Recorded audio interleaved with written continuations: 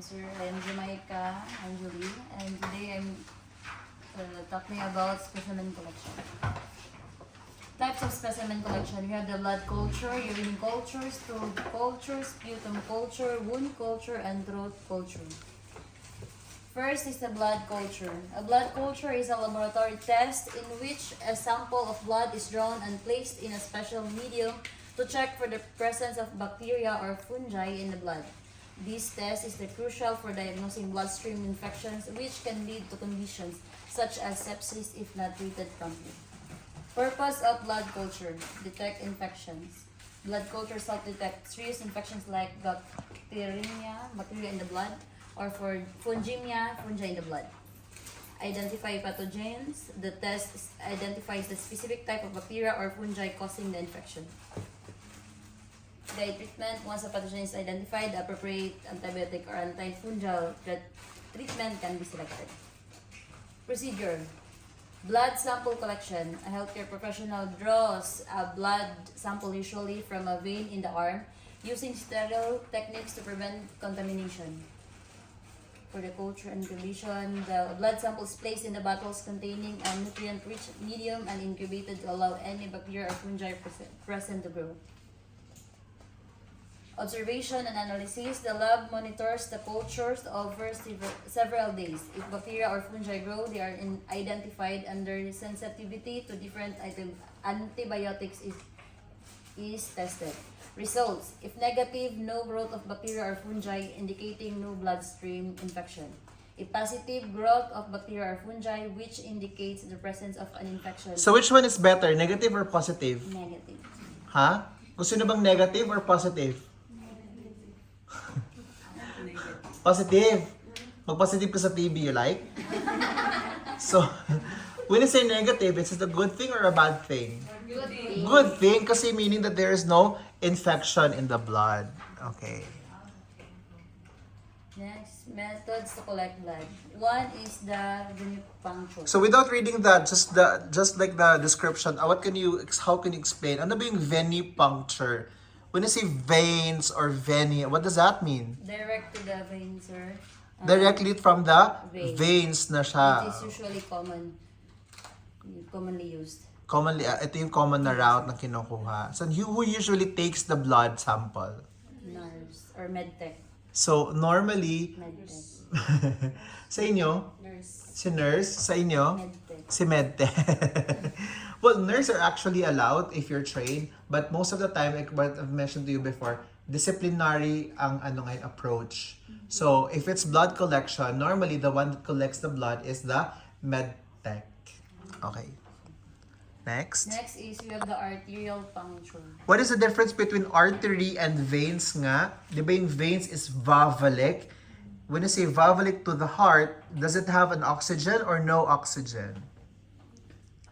Ba't ka pupunta sa heart? Because? Why? Because you don't have oxygen, right? So, pag ang veins, meaning there is no oxygen.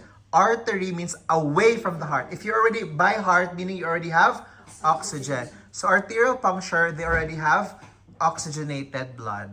Okay, next. Next, we have the vascular catheter. Okay. So guys, the catheter pala is not necessarily urinary catheter. Catheter is just, it actually describes any types of tube that collects any form of specimen or any form of sample. So in this case, it's vascular catheter. Nakalagay na siya yung may catheter na si patient, doon ka lang kukuha ng sample. Right? Am I right? Yes. Okay, next. We have the central line. So when you say central line, ano yung ibig sabihin ng central line? The central line. Wala akong mag-say. Ayun na lang, basahin mo na lang yan. Blood is drawn from a central venous catheter, from the biggest vein or So, the one that's directly connected to your heart. Okay na yan, punta natin yung move This is next. the Capillary puncture. This is what we do during the, RBS. so dun sa RBS or random blood sugar and newborn screening din. Next is urine culture. Urine culture is a laboratory test used to identify and quantify bacteria or other microorganisms in the urine. It is commonly used to diagnose urinary tract infections or UTIs and guide appropriate antibiotic treatment. Purpose, diagnose infections. So the purpose is to diagnose infections. What infections can you get in? What infections can you identify in the urine? Huh? UTI. So it also guides treatment. They would know what type of bacteria is there. Is it also by the bacteria? Yun ang dapat nibibigay na antibiotic. And also to monitor recurrent or monitoring diagnosis if if the medicine is working or not. Okay, next. Collection methods, we have the midstream collection catch. Okay, can you explain that to us? Itong The picture. The patient cleans the genital area with antiseptic wipes and collects a midstream sample of urine and a sterile container. Example, this one for babies. Let's put this. Is the penis of the baby. Just clean directly and put in the bottle. And this one also we have. I never saw this one before. But I think it's a pouch, maybe direct to the So we'll focus on the midstream clean catch. Now, can you explain to us word by word what do you mean by that? Anong mid, anong stream, anong clean catch? Mid is middle.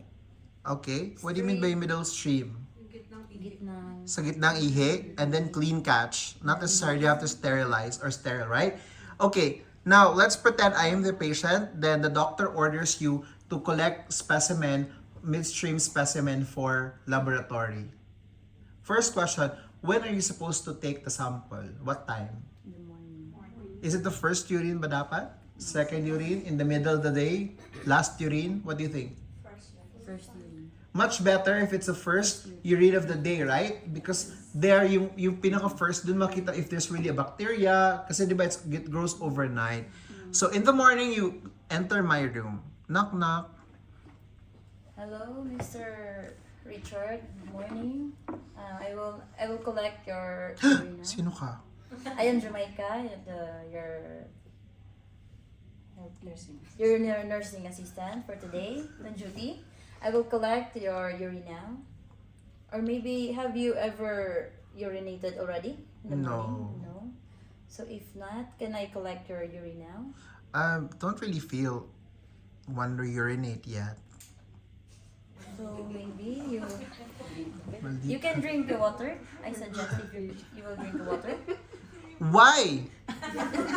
So again, Kat, I don't like. You have to explain yourself. You have to tell me what's this for. Who are you? Who am I? Are you talking to me? Am I the patient? I'm not the patient. The patient is in the toilet taking a shower. Take two action. Yes. Hello, good morning. Yes, I like that. Next. I am Gemaica. Your Hi. nursing. By the way, sir, are you the patient? Do I look like I'm the visitor? I'm the patient.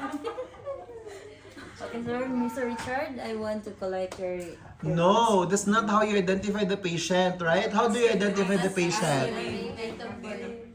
Saan ka galing? Ask my name, date of birth, blah, blah, blah. Okay, take 3 action. Hello, sir. Good morning. Good morning. How are you today? How is I'm morning? good. Did you sleep well? Yeah, but you enter my room. And by the way, sir, I am Gemaica, your nursing assistant on duty. Yes. And may I know your good name?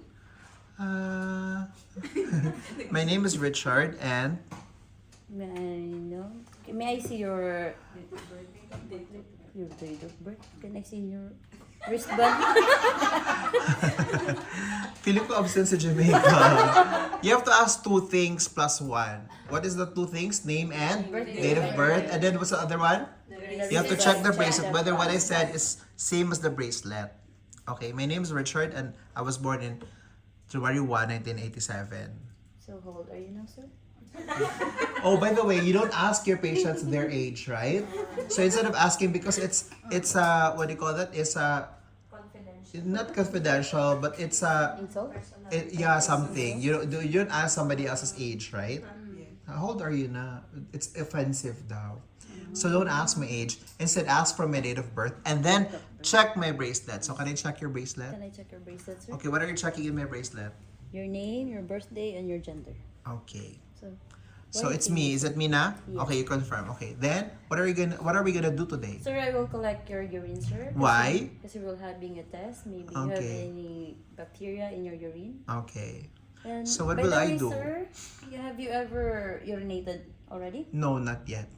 Sure. Mm. And you feel urinating now or no? Yes. So, sir, if ever urinating, here's the bottle. Where is the bottle?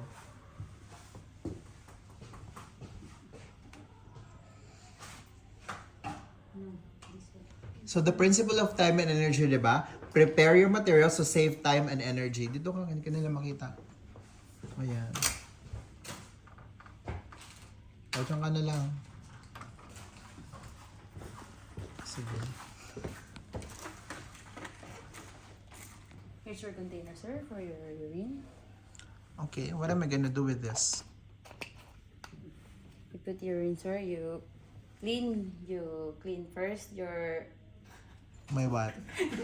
penis, Okay. and then you put the first. You put my penis here? No, your urine. Put your My urine? urine inside the bottle. When, where? Ano na yung midstream? Midstream. Clean ka. Middle urine. Sorry, I don't understand what you're talking about. So your middle urine. What is middle urine? This is midstream. Midstream. What is midstream? I don't understand. It's my first time. So yung pangalawang. The second ihi? Yes, sir. Bisayaan mo nga. Try Sir, natin. sir, ikaduha ni mga ihi, sir. Ikaduha ba? Is it your second urine? First na, sir. First na nata, sir. O sa may midstream? What is midstream? Sa Bisaya? Sa Tagalog? Sa gitna. Sa gitna?